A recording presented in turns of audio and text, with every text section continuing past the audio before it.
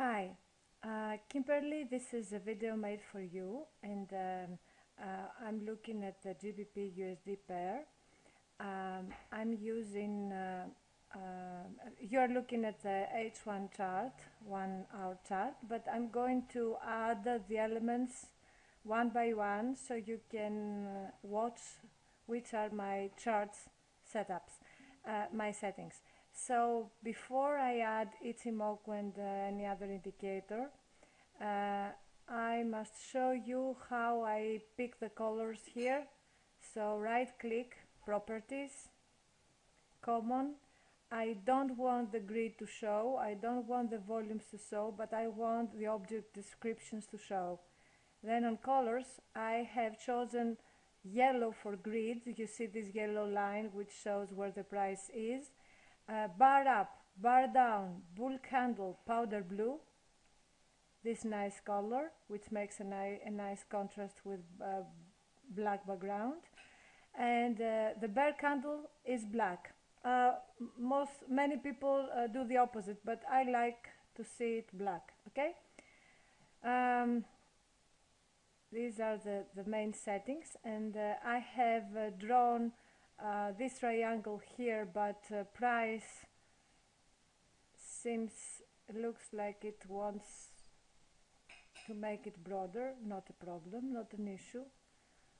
So we still have an ascending triangle on the H4 chart. Okay, and now I'm going to add the Ichimoku. I go to Insert, Indicators, Custom, Ichimoku. Okay, I don't change anything of Ichimoku settings. And this arrow is where these two arrows are where our previous signals entries were given to our apps users. And now I'm going to show you, I will not add Bollinger Bands, fractals or whatever here, because you wanted me to show you the Ichimoku settings. Now, what I'm looking for, let's go to the big picture first. Big picture, monthly chart. The pair has been in a consolidation in a range-bound move for a long time. This is considered a low level for the price, so it makes it very attractive for bulls to jump in. Okay, now the question is, will the pair manage to break through this big Kumo here? We will see. It looks like it will try to. On the weekly chart, we see that the pair is trying to go up, and it's on an upward move, but still it's below Kumo. So although the picture is bearish, the biases are bullish. We see that the leading Kumo is a belly down Kumo, flat top, belly down. It's a bullish formation, and when these two borders meet, when they cross, the upper border is here, is the second span B, and the lower border is second span A here. When they cross, they will give birth to a new Kumo here, which will be bullish Kumo, and if the trend is strong, it will have a slope upwards, and its edge will be sharp, pointing upwards. Okay, so biases are bullish on the weekly chart. On the daily chart, we had the bullish Kumo breakout. You see the leading Kumo here, which is bullish, and its edge is pointing upwards, although it's a bit rounded because of this fall here, of this corrective move. It's rounded, but when the price resumes its uptrend, the edge here will become sharp again, pointing upwards. H4 chart.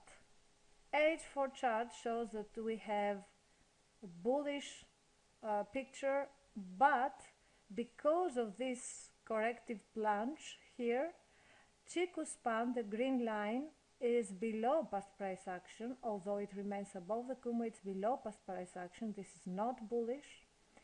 And we wait to see Chiku span going upwards, straight upwards, above past price action. Straight upwards. Okay. Now we go to a smaller time frame, which is the hourly chart, and we see that we had a bearish Kumo breakout. I call it a fake breakout because it's not, it is made by those who are bulls and they actually want to be positioned long, but they don't want to buy up here because they find the price expensive. They want to buy as low as possible.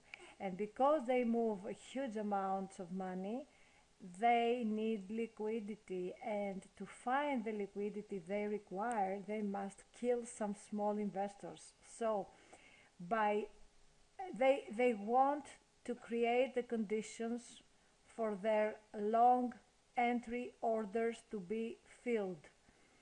If their buy orders need to be filled and they are huge, some people must be selling. Who is so crazy to sell here? Nobody. So how do they find the money? They find the money by hitting the stop losses of small investors who can't afford, as the price goes down, they can't take a bigger risk. They are afraid, they are scared.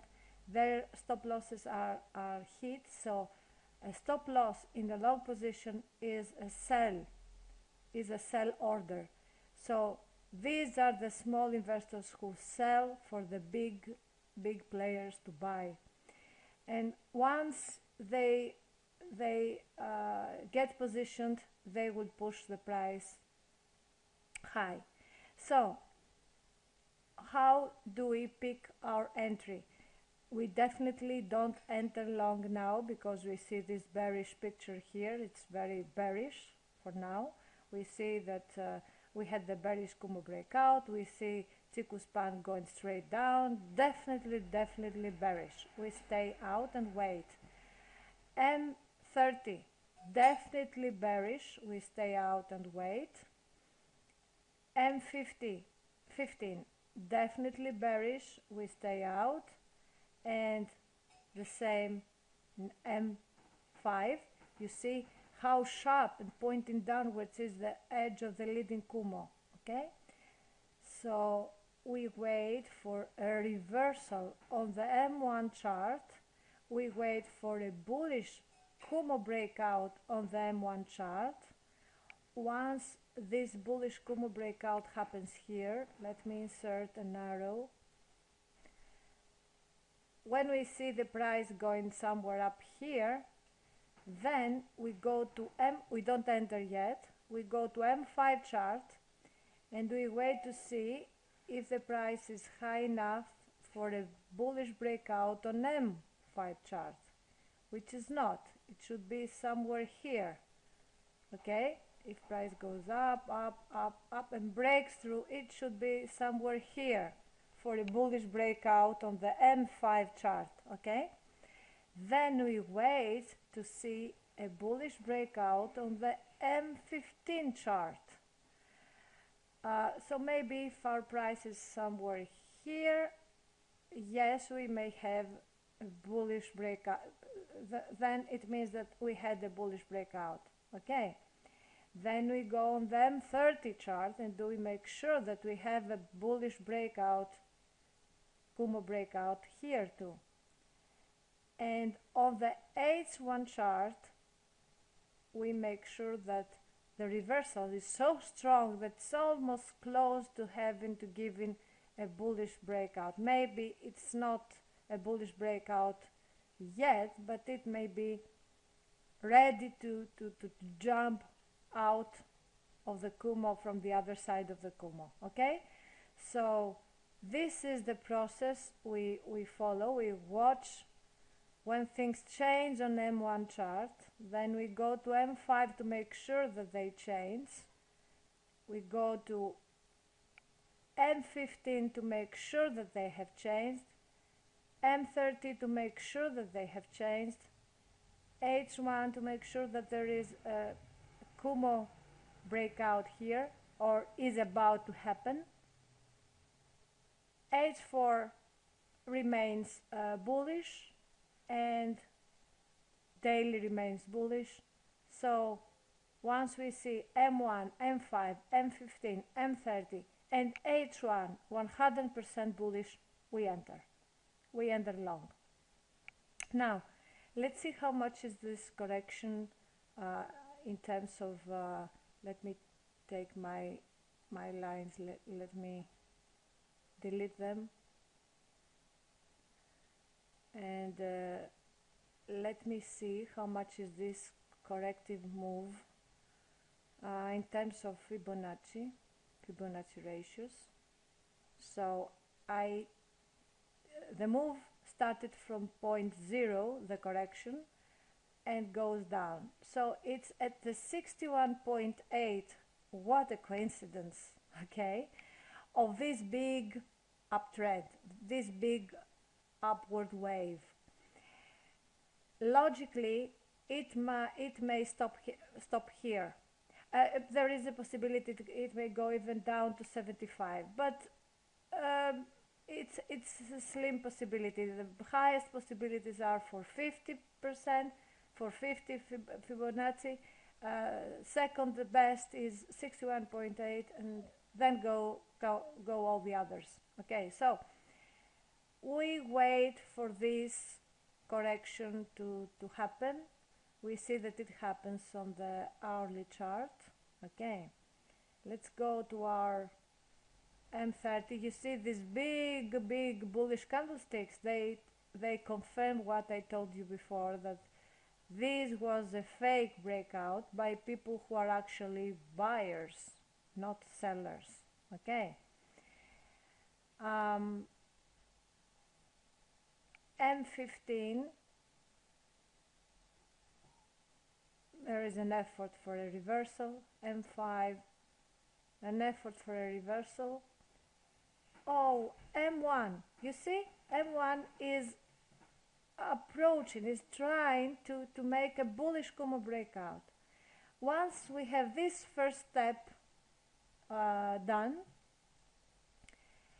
and secured and validated, then we go to the M5 chart to make sure that the bullish breakout, Kumo breakout, will happen here too. Then we go to, when it happens, we go to M15 chart and we wait for a bullish Kumo breakout to happen here too. And when this happens, then we go to M30 to see a bullish Kumo breakout. We don't enter when things are bearish, we stay out, and then to H1, etc. Okay, I hope this video helped you, and I will be one email away whenever you want to ask anything. Thanks for watching.